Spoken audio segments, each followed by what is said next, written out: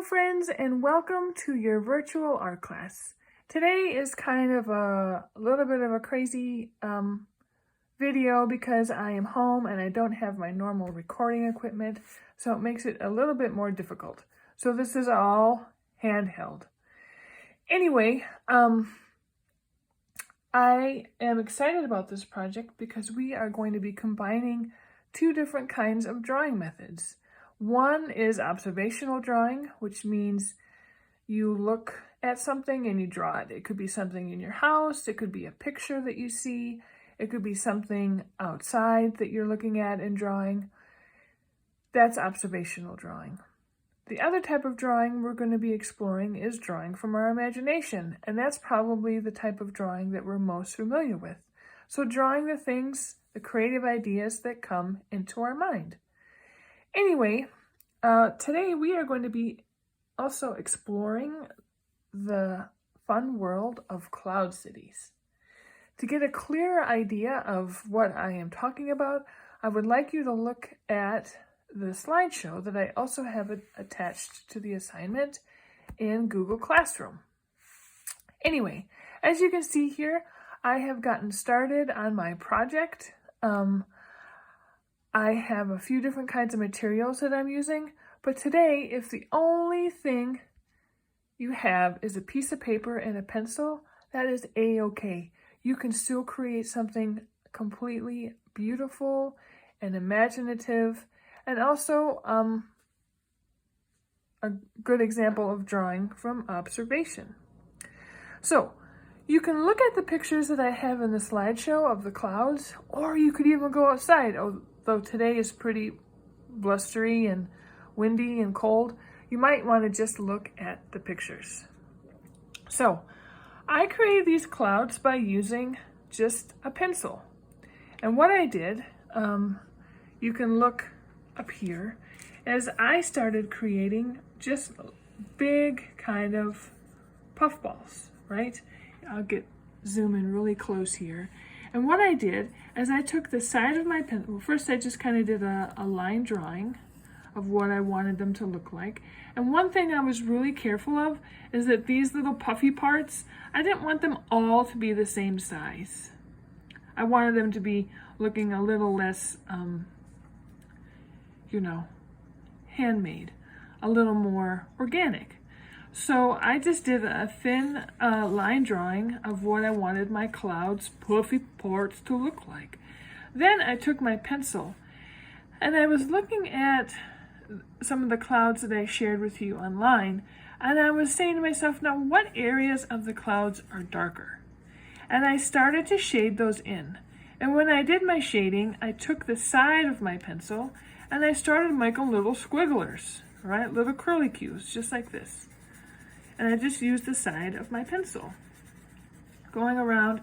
Sometimes I use less pressure, like you can see what I'm doing up here, and sometimes I use a lot of pressure. And friends, that helps create the idea of value and also 3-dimension. So less pressure is going to be lighter and more pressure is going to be darker. So we're just going to kind of continue that, and I'm going to look and think about which areas are going to be dark. Now the whole thing isn't going to be dark because, as you know, there are always some parts of the cloud where the sun shines through, or whatever light that's there. Unless, of course, it's at night. But I'm just going to kind of continue with my pencil here and making some areas darker and leaving some areas light. Now, if I would use the tip of my pencil to do this, what happens is you end up getting all these lines that you can't always get rid of, all right? So I really want you to focus on using the side of your pencil and making some nice circular motions. And the reason why I make the circular motions too is because they tend to blend a little bit more. Because after we're done, we're either going to take a finger or a blending tool, which I made out of a piece of paper towel. What I did is I just folded it up so that I had a kind of a nice strong piece to use, all right? And what I did then is I just started kind of, again, going in a circular motion and blending those pencil lines in. I don't want to go back and forth like this.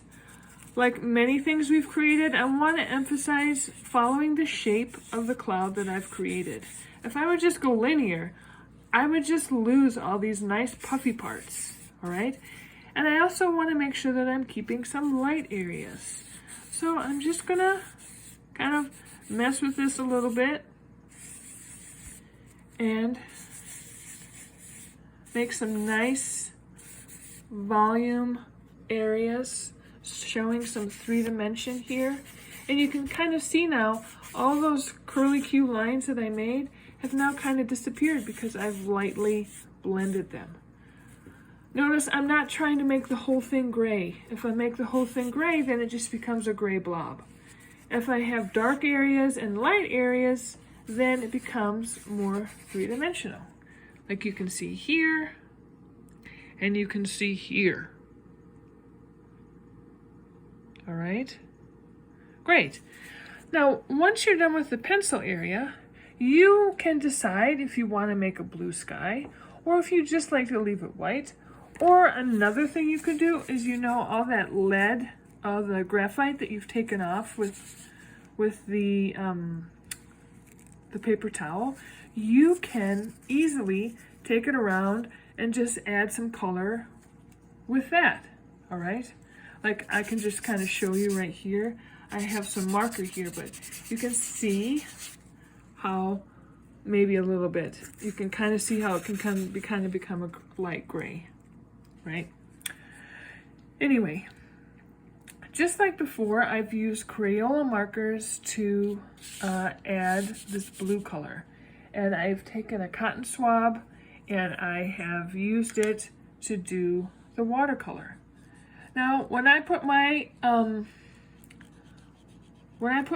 marker down, one thing I was kind of thinking about, instead of going all willy-nilly, like sometimes we have a tendency to do, just kind of scribble all over, I was also trying to go in the flow of my cloud.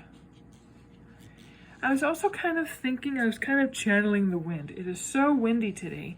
I was thinking of these marks that I've made here as maybe some kind of windy marks, or some kind of, just not windy marks, but just wind that can go and blow and blow and blow.